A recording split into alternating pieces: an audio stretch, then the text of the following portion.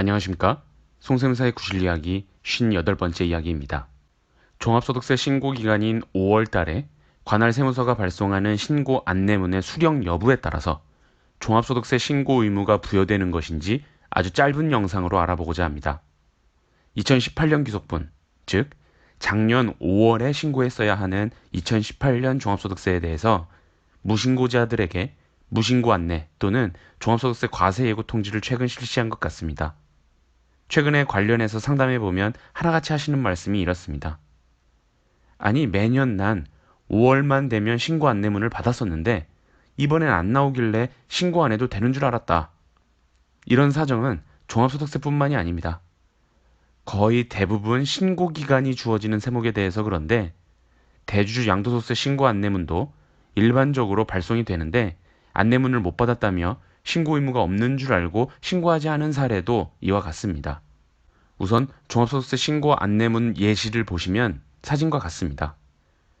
금융소득이 2천만 원이 넘었거나 근로소득에 대해서 2월에 연말정산했더라도 다른 소득이 있으면 관할 세무서에서 안내문이 발송되는 것이죠. 또한 대주주 양도소득세도 마찬가지입니다. 국세청에서는 첫째, 이 납세자가 대주주에 해당하는지, 둘째, 양도한 주식수가 몇 주인지 파악이 가능합니다. 따라서 신고기간인 매년 8월 그리고 다음 해 2월에는 반기별로 양도에 대해서 안내문을 보시는 사진과 같이 발송됩니다. 정말로 신고 안내문을 안 받았다면 신고 의무가 있는 납세자여도 신고하지 않아도 될까요? 절대 그렇지 않습니다. 혹시 이 부분이 궁금하셨는데 마침 구실 이야기를 접하셨다면 꼭 기억해 두세요. 종합소득세, 양도소득세 등 우리 주변에서 흔하게 발생할 수 있는 세목들은 대부분 자진신고 세목입니다. 내게 발생한 소득은 내가 자진해서 신고해야 한다는 것이죠. 반대되는 건 국가고지 세목이 있습니다. 국가가 납세자에 대해서 알아서 세금을 얼마 내라고 고지서를 발송하는 것이죠. 지방세에서 재산세가 대표적입니다. 그렇다면 세무서에서 신고기간마다 발송하는 신고 안내문은 도대체 어떤 법률적 효력이 있는가에 대해서 2011년 5월에 나온 판례를 요약해서 소개하면 수원지법 2011 구합 1598 신고 안내문은 법률상 효과가 발생하지 않으며 심지어 신고 안내문이 실제 납세자에게 발생한 소득과 다른 내용으로 발송되었다고 하더라도 신고 안내문 자체는 신고의 편의를 위하여 세정 서비스 차원에서 제공되는 것일 뿐 신고 안내문 내용을 신뢰하고 실제와 달리 신고한 것은 납세 의무자에게 책임이 있다 라고 합니다. 따라서 자진신고 세목들, 매년 금융소득이 2천만 원이 넘는 분들이거나 근로소득이 있으면서 프리랜서 소득도 있거나 등 매해마다 종합소득이 발생하는 분들은 작년까지는 안내문이 잘 나오다가 이번에 특별히 못 받았다고 하더라도 그분들에 대한 종합소득세 신고 의무를 면제해 준 것이 아닙니다. 이해하기 쉽게 반대의 개념으로 하나 설명해 볼까요? 학문적 개념으로 부해소득세라는 개념이 있습니다. 마이너스의 세금인 건데 세법에는 일정한 국민들에게 세금을 징수하는 것이 아니라 오히려 세금을 돌려주는 제도가 있습니다.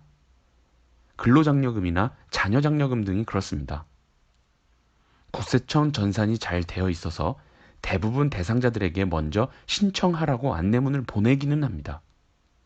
다만 실제로는 대상자임에도 국세청에서 파악하지 못해 신청 안내문을 안 보내는 경우도 있습니다.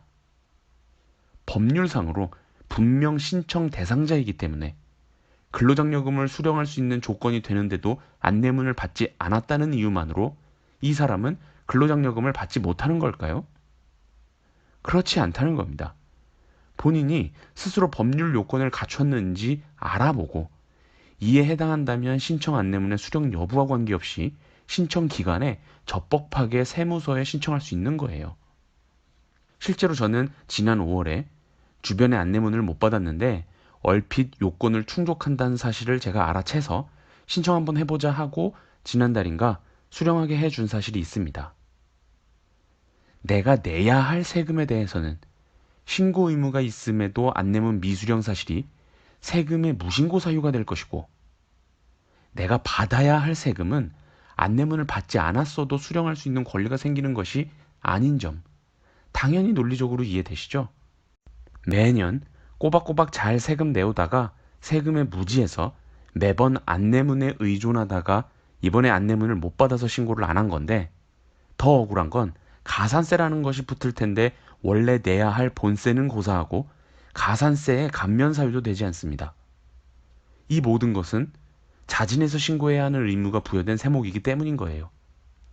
이런 상담을 수없이 하게 되는데, 신고기간 당시 가까운 세무사 아무에게나 신고 안 해도 되느냐라고 한 번만 물어봤어도 될 걸, 보통 주변 지인들에게 나 작년까지는 소득세인지 뭔지 내라고 안내문 나오던데 올해는 안 나왔어.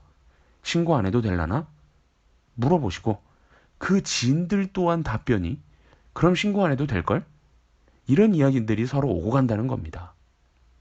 어떤 분들은 워낙 성격이 완벽한 사람인데 너무 자책하게 되고 내가 이렇게 무식한가라는 생각까지 한다며 내야 할 세금이 얼마가 됐든 그게 중요한 게 아니라 자존심이 상한다는 등의 이야기를 들어보면 감정적으로 정말 안타깝습니다. 사실 법률적으로가 아니라 국세 행정 측면에서 판례에서 말한 대로 납세자들에게 적시에 서비스를 제공만 잘했다면 의무를 이행했을 사람들인데 말이죠.